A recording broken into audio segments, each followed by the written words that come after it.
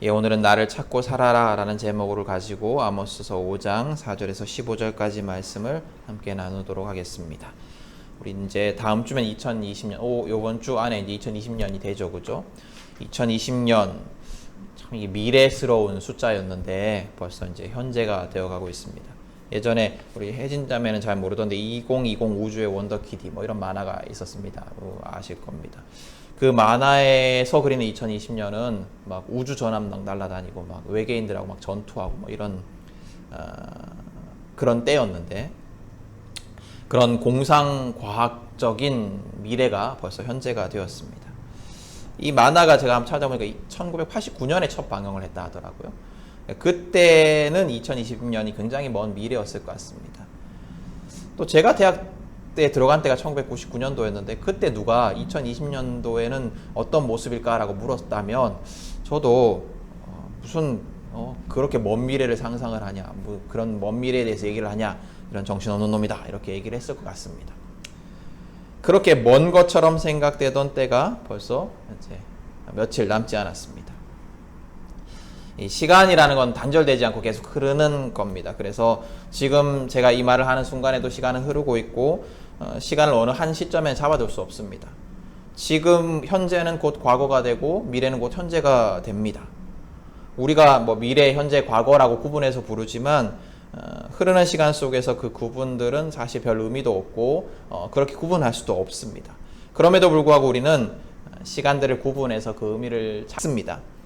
이제 다음 주면 2020년입니다. 2020년을 시작하면서 우리 교회가 붙들고 갈 하나님의 말씀이 뭘까를 가지고 좀 이렇게 말씀을 읽다가 이 말씀을 가지고 우리 교회가, 우리 모든 성도들이 한 해를 살아갔으면 좋겠다라는 생각을 가지고 오늘 말씀을 함께 나누게 되었습니다. 오늘 말씀은 분열 왕국 시기에 남과 북으로 이스라엘이 갈라져 있던 시기에 아모스 선지자가 주로 북쪽 이스라엘에 대하여서 선포한 하나님의 말씀을 기록한 예언서입니다. 이 아모스 선지자는 남쪽 유다 출신이었는데 하나님의 부르심을 받아서 남쪽 유다에 대해서 말씀을 선포한 것이 아니라 북쪽 이스라엘에 대해서 하나님의 말씀을 선포합니다. 이 당시 북이스라엘의 왕이 누구였냐면 여로보암 2세라는 왕이었는데요. 이 당시는 북이스라엘의 가장 전성기였습니다. 가장 번영하던 시기였습니다. 거의 다윗과 솔로몬 시대에 버금가는 번영기였습니다. 이스라엘 역사에서 가장 영광스러운 시대가 언제냐라고 물으면 다윗과 솔로몬 시대거든요. 근데 거의 그 시기에 버금가는 정도로 북이스라엘이 굉장히 번성했습니다. 지금 이 아모스가 활동하던 시기에 북이스라엘은 그렇게 번성해서 어떤 식으로 번영을 했었냐면, 국제적으로는 이 아시리아, 아수르라는 나라가 힘을 잃어가지고 외부의 위협이 없는 상태였기 때문에 영토를 굉장히 많이 확장할 수 있었습니다. 또 왕의 통치도 훌륭했습니다. 정치도 안정되어 있었습니다. 그러자 경제도 번영하기 시작을 합니다. 그래서 국제무역도 활발했고 오늘 성경에도 나오지만 막 상아 같은 화려한 사치품들이 넘쳐났습니다. 또 이 여로보암 2세는 종교적으로도 공식적으로 바알 숭배를 금지하여서 신앙적으로 우상 숭배를 벗어나서 여호와 신앙을 회복하는 것처럼 보이던 시기였습니다. 그러나 겉으로는 그랬지만 실상은 아모스가 하나님의 무서운 심판을 선포해야 할 정도로 하나님의 말씀을 떠난 시기였습니다. 겉으로 보기엔 훌륭하고 좋았지만 실상은 심판을 향해서 미친 듯이 달려가고 있던 그때가 바로 이때였습니다. 그런데 더 심각한 것은 이스라엘 사람 중에 아무도 자신들의 상황이 그렇다라는 것을 깨닫지 못했다라는 겁니다. 그들은 그들의 상황을 제대로 파악하지 못했고 그들이 잘 살고 있다라고 만족하고 있었습니다. 오늘 읽은 본문 앞쪽에 아모스 2장에 보면 하나님께서 특별히 북이스라엘의 죄악 7가지를 구체적으로 지적을 하고 계십니다. 오늘 읽은 본문에 나오지만 7가지를 한번 살펴보면, 첫 번째로는 그들은 돈을 받고 의로운 사람을 팔고 신 한 켤레값에 빈민을 팔았다라고 2장에 아모스 선지자가 하나님 말씀으로 고발을 하고 있습니다. 이게 뭐냐면 이 이스라엘 사람들은 하나님의 피조물인 사람의 가치를 돈으로 환산했어요. 그리고 돈으로 사람을 거래했습니다. 마치 우리 사회가 사람을 돈으로 판단하여서 부자와 가난한 자를 차별하고 또 노동자를 경제적인 가치로만 환산하여서 비인간적인 처우를 하고 또 돈으로 사람의 감정까지 살 수 있다라고 여기면서 갑질을 하는 것처럼 이스라엘이 그러했습니다. 또 둘째로 이스라엘은 힘없는 사람들의 머리를 흙먼지 속에 쳐넣어 짓밟았다라고 얘기를 하고 있습니다. 흙먼지 속에 쳐넣는다는 말은 극도의 절망 속에 빠뜨린다라는 말입니다. 그러니까 힘없는 사람들이 다시 일어설 수 있는 기회를 주지 않고 그들을 격려하거나 도와주지 않고 도리어 그들을 완전한 절망 속에 빠뜨리던 죄악을 범하고 있었습니다. 현재 우리 사회, 특별히 아이들에 대한 이야기를 들으면 우리 사회가 어떤 경제적인 계급을 뛰어넘을 수 없는 사회가 되어가고 있구나 하는 생각이 듭니다. 실제로 겉으로 드러나게 보이진 않지만 실제로 계급이 있는, 이제는 실제적인 계급이 있는 사회가 되는 것은 아닌가라는 생각이 듭니다. 부모의 사회 경제적인 위치에 따라서 아이의 성장 환경이 결정이 됩니다. 그리고 그것에 따라서 부모의 보살핌을 받지 못하는 아이들은 더 쉽게 범죄와 일탈에 노출이 되고 또 학업의 성취도도 낮을 수밖에 없습니다. 그런데 반대로 좋은 환경에서 태어난 아이들은 부모가 모든 것을 만들어줘요. 학맥, 인맥, 경험까지도 다 만들어줍니다. 마치 어떤 부모를 만났느냐 하는 것이 아이의 운명을 결정하는 것 같습니다. 한번 미끄러지면 대를 이어서 기회가 주어지지 않는 사회가 점점 되어가고 있는 것 같습니다. 마치 오늘 이스라엘처럼 말입니다. 이 첫 번째, 두 번째 문제의 핵심은 겉으로 보기엔 사회적인 문제였지만 실상은 신앙적인 문제였습니다. 어떤 문제였냐면 이웃을 사랑하라 라는 하나님의 명령을 어기는 것으로 인해서 빚어지는 문제들이었습니다. 또 이어서 세 번째 죄악은 뭐였냐면 이스라엘은 힘 약한 사람의 길을 굽게 만드는 죄를 범합니다. 여기서 힘 약한 사람은 어떤 의미냐면 이 원어를 살펴보면 아나윈이라는 단어인데 이게 뭐냐면 자발적으로 가난을 선택한 사람들이에요. 자발적으로 가난을 선택해서 하나님 앞에 의로운 삶을 살고자 결단한 사람들입니다. 그러니까 온전히 하나님께 자기를 맡기기 위해서 모든 것들을 포기한 사람들이라는 거죠. 근데 이 사람들의 서원을 깨트리게 하고 있어요. 이스라엘 환경이. 그 사람들의 서원을 깨트리게 하고 있습니다. 그러니까 하나님께 헌신된 자들이 그 구별된 삶, 거룩한 삶을 살아갈 수 없도록 만드는 상황, 그것이 그 당시 이스라엘의 상황이었습니다. 또 네 번째는 아버지와 아들이 같은 여자에게 드나들며 하나님의 거룩한 이름을 더럽힌다라고 이야기를 합니다. 이 상황은 어떤 상황과 유사하냐면 이방 신전의 어떤 제사 모습과 유사합니다. 이스라엘 백성들이 가나안 땅에 들어가서 보았던, 그리고 주변 민족들이 섬겼던 풍요의 신들이 있습니다. 바알과 아세라 같은 신들이 있는데요. 이런 풍요의 신들을 숭배하는 제사 의식에 있어서 중요한 것이 뭐였냐면 성적인 관계였습니다. 이 성적인 관계를 통한 출산이 풍요를 상징했기 때문에 교리적으로도 또 제의적으로도 성적 관계는 중요한 요소로 등장을 합니다. 그래서 여기 젊은 여자는 성전의 여자 노예, 성전의 여자 사제들을 의미합니다. 그런데 이걸 하나님의 거룩한 이름을 더럽혔다라고 얘기를 해요. 이방 신전에서 제사 지내는 것이 왜 하나님의 이름을 더럽혔을까?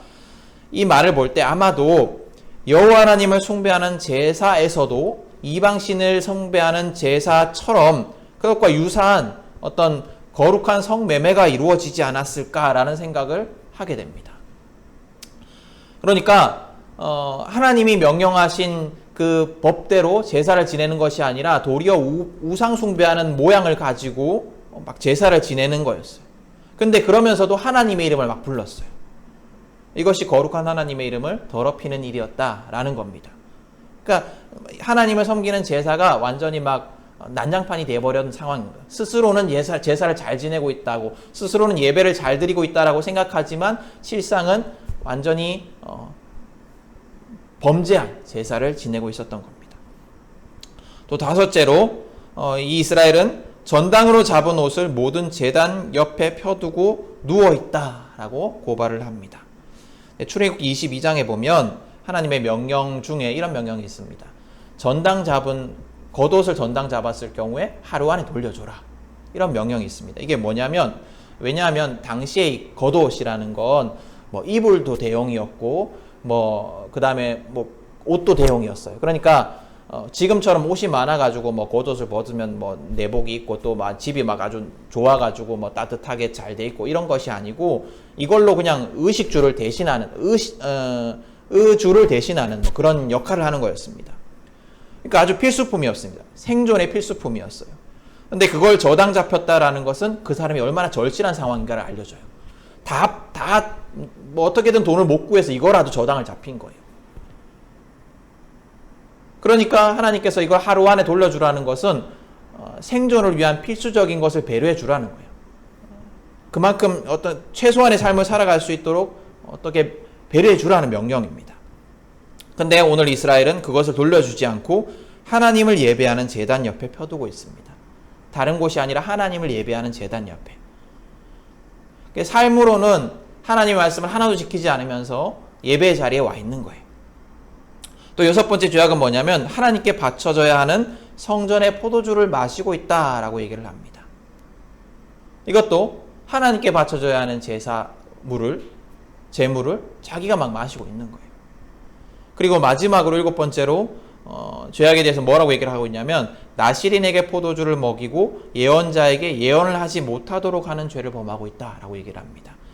우리 삼손 이야기에서 이 삼손이 원래 나실인이잖아요. 이 나실인이 어떤 사람이냐면 어려서부터 구별되어서 하나님께 드려진 자로서 포도주를 절대로 먹어서는 안 되는 사람입니다. 근데 그들이 포도주를 먹는다는 것은 서약을 깨트리게 하는 거예요. 그들이 서약을 깨트리게 되는 것은 하나님께 드려진 그 삶을 포기한다는 의미입니다. 또 예언자는 어떤 사람들이냐면 그들 스스로 예언하는 사람들이 아닙니다. 하나님의 말씀을 받아서 전하는 자들입니다. 그런데 예언을 막는다는 것은 하나님의 말씀을 듣지 않는다라는 겁니다. 하나님께 헌신된 삶도 살지 못하게 하고 하나님의 말씀도 듣지 못하게 하는, 그것이 오늘 이스라엘의 죄악의 모습이었습니다. 아까 앞선 두 개는 하나님, 이웃을 사랑하라는 하나님의 명령을 어기는 죄악이라고 했어요. 그 다음에 세 번째에서 마지막 일곱 번째의 죄악은 하나님의 명령을 어기고 신앙의 본질인 하나님을 잊어버린 채 하나님을 거부한 채 드리는 종교 생활로 인한 죄악들입니다. 예배를 드리고 있는데 하나님 없는 예배를 드림으로 인해서 빚어지는 일들이라는 거예요. 그럼에도 하나님은 이스라엘 향한 사랑을 포기하지 않으시고 그들의 죄악에도 불구하고 계속해서 인내하셨다라고 말씀하십니다. 그런데 여러분, 이 죄악들을 보면 아까 계속 말씀드렸지만 모두 하나님과의 관계에 대한 죄악들이에요. 하나님을 믿는다고 하면서 하나님 백성이라고 하면서 하나님의 명령을 거부하고 자기 멋대로 살아가기 때문에, 또 자기 멋대로 신앙하기 때문에 범하는 죄들입니다. 근데 우리 흔히 아모스 선지자를 정의의 선지자라고 얘기를 합니다. 불의한 세상에 정의를 선포하는 선지자라는 의미입니다. 그래서 말씀을 읽어보면 불의한 세상에 대한 정의, 세상에 대한 뭐 어떤 개혁, 이런 의지들이 막 담겨져 있습니다. 그래서 특별히 불의한 세상 속에서 정의로운 사회를 구현하고자 하는 신앙인들에게 인기가 많은 책이 이 아모스서입니다. 그런데 이 죄악들을 보고 또 아모스서를 묵상해 보면 아모스의 관심은 하나님의 명령을 준행하는 것에 있었어요. 이스라엘이 하나님의 명령을 준행하는 것에 있었어요. 그래서 영적인 부분과 육적인 부분을 억지로 나눈다면 아모스의 관심은 어떤 사회 구조에 있었던 것이 아니고 영적인 것에 있었습니다.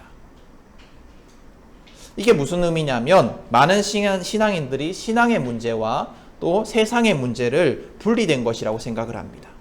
그래서 그리스도인이 정의로운 어떤 세상에 대해서 목소리를 내고 활동하는 것에 대해서 불편해합니다. 그것은 정치 활동이라고 생각하고 또 신앙과 관련이 없는 일이라고 생각을 합니다. 근데 그런 생각의 어떤 기저에는 신앙은 개인적인 것이다, 신앙은 영혼에 관련된 것이다 라는 생각이 깔려 있습니다. 그래서 그리스도인들이 또 혹은 교회가 어떤 세상에 관심을 가지기보다는 기도와 말씀, 개인적인 하나님과의 관계에 집중하는 것이 더 옳다라고 생각하고 또 그것이 더 편하게 여겨집니다. 그래서 세상에 대해서 말하는 교회보다 개인의 내면에 대해서 말하는 교회가 더 영적인 교회라고 여기고, 또 그런 말씀을 전하는 목사님이 영적인 목사님이다 라고 생각을 합니다. 그런데 아모스 선지자의 아모스서를 보면 이 사회 문제와 영적인 문제가 결코 분리되어 있지 않다라는 걸 알 수가 있습니다. 아모스 선지자는 사회 문제에 대해서 이야기를 하고자 한 게 아니었어요. 아모스 선지자는 영적인 문제, 하나님과의 관계의 문제, 하나님의 명령에 대한 순종의 문제를 지적하고 있습니다.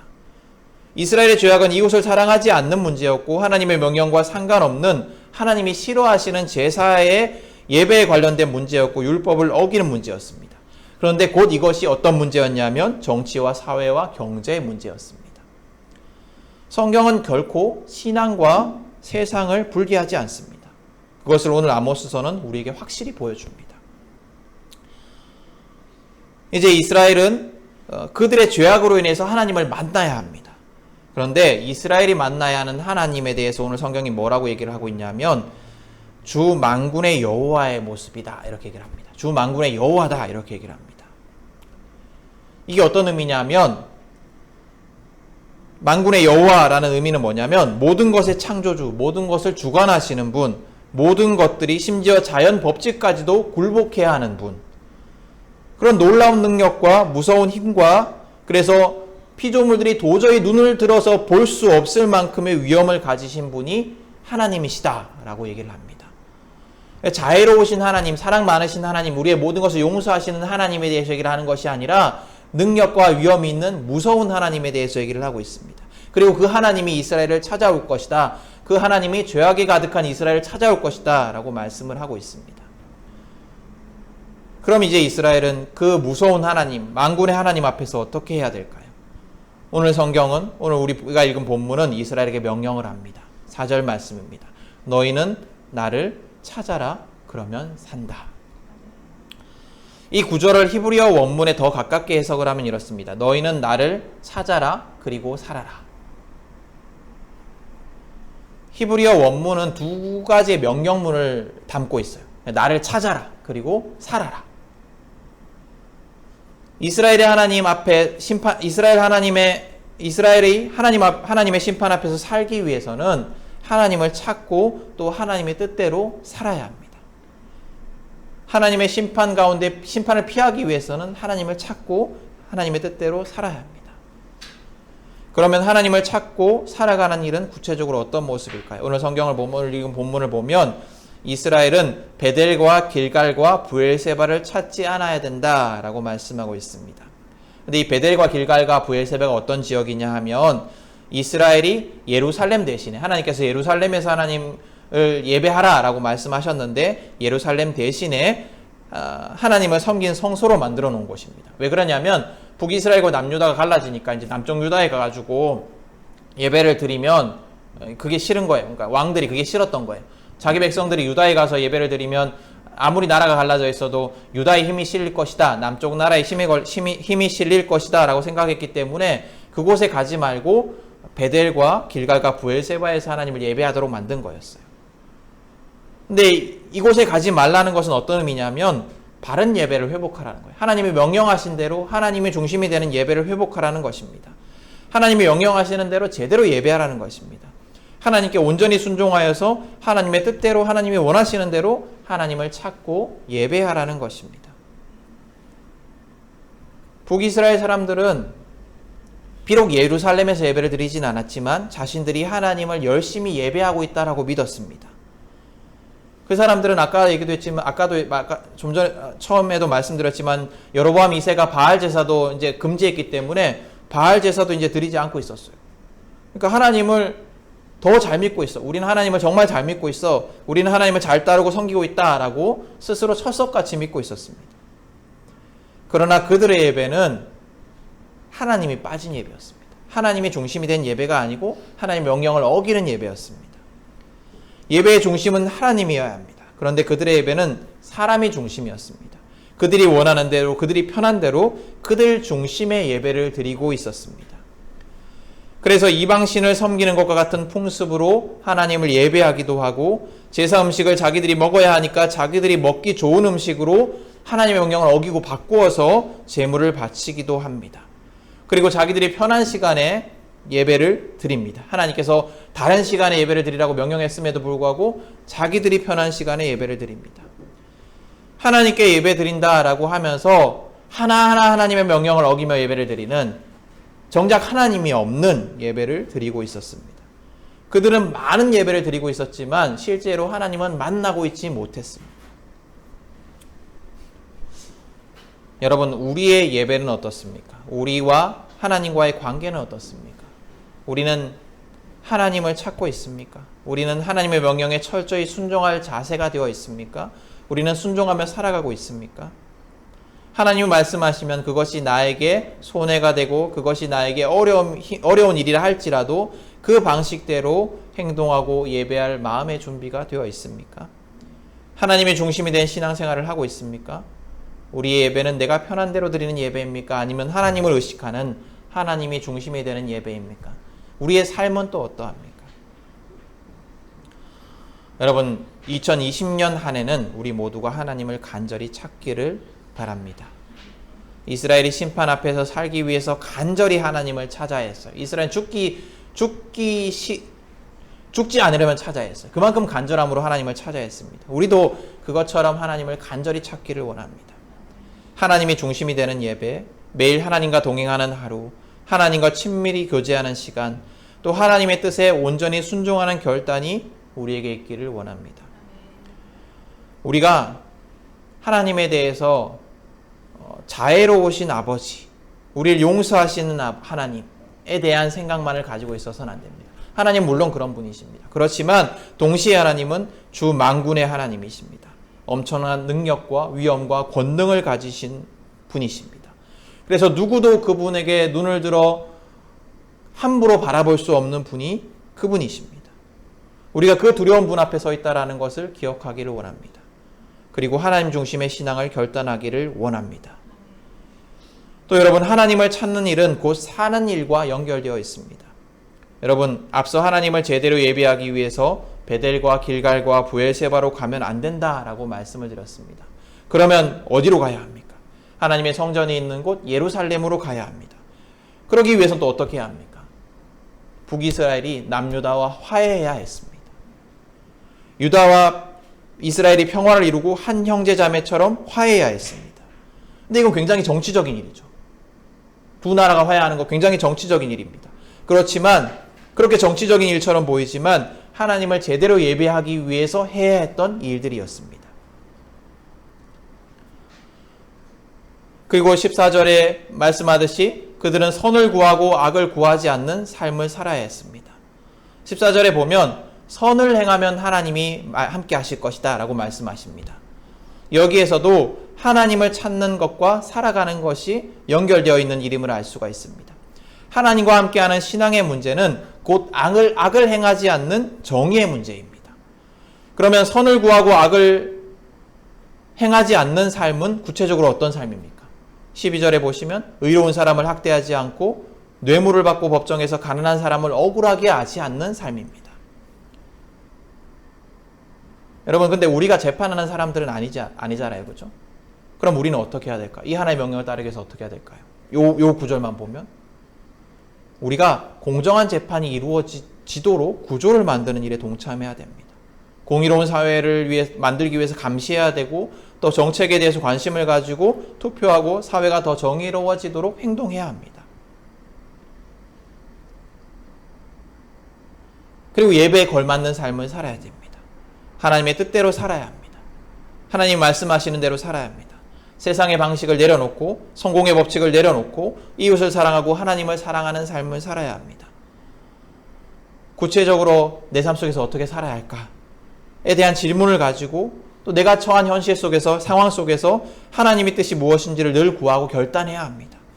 어떤 것이 하나님이 원하시는 선택일까? 어떤 것이 하나님이 원하시는 나의 하루의 삶일까? 어떤 것이 하나님께서 원하시는 나의 행동일까를 질문하고 또 결단해야 합니다. 여러분, 매일의 삶 속에서 세상의 성공이 아니라 세상의 부가 아니라 하나님의 명령대로 살아가는 삶은 쉬운 삶이 아닙니다. 또 매일의 삶 속에서 이 세상의 여러 가지 문제들을 바라보고 하나님의 가치관으로 판단하는 것도 쉬운 일은 아닙니다. 그래서 우리는 쉽게 하나님의 뜻을 잊어버리거나 옆으로 밀쳐버리거나 혹은 신앙의 영역으로 한정해 놓습니다. 그렇지만 계속해서 우리는 모든 문제에 있어서 하나님의 뜻을 구하고 또 결단해야 합니다. 이러한 삶은 하나님을 찾는 자들만이 가능한 삶입니다. 하나님을 찾고 하나님의 말씀을 듣고 성령의 도우심을 힘입어 살아가는 자들만이 우리가 하나님의 뜻대로 살아갈 수 있습니다. 여러분, 우리를 한번 돌아보기를 원합니다. 우리가 혹시 북이스라엘과 같지는 않습니까? 하나님을 잘 예배하는 것 같고 하나님의 뜻대로 살아가는 것처럼 보입니다.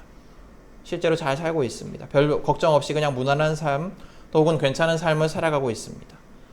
그러나 실상은 나 중심의 삶을 살아가고 있고 하나님의 뜻이 아닌 내 뜻대로 살아가면서 세상의 가치관을 따라 악을 행하고 살아가는 삶이 우리의 삶은 아닙니까? 하나님의 칭찬과 사랑이 아니라 징계를 받아야 하는 삶을 살아가고 있지는 않습니까? 2020년 한 해 그리고 평생을 통하여서 우리가 간절히 하나님을 찾고 살아가기를 결단해 보기를 원합니다. 하나님과의 친밀한 관계, 하나님께 온전히 순종하는 관계를 위해서 말씀 앞에 나아가고 기도하고 하나님의 뜻을 구하며 하루하루를 살아갑시다. 하나님의 뜻에 합당한 것이 무엇인지를 늘 질문하고 기도하여 답을 구하고 하나님의 뜻이라면 모든 것을 포기하고 심지어 나도 포기하고 순종하는 삶을 살아갑시다. 나만을 위해 살아가지 말고 가족만을 위해 교회만을 위해 살아가지 말고 하나님의 뜻이 이 땅에 이루어지기 위해서 성령님의 도우심을 구하며 살아갑시다. 그렇게 우리가 예수님이 이 땅에 다시 오실 때까지 살아가기를 축복합니다. 예수님이 온전한 하나님의 나라를 회복시키실 그날까지 하나님의 백성으로서 복된 삶을 살아가는 우리 함께하는 교회 식구들이 될 수 있기를 축복합니다.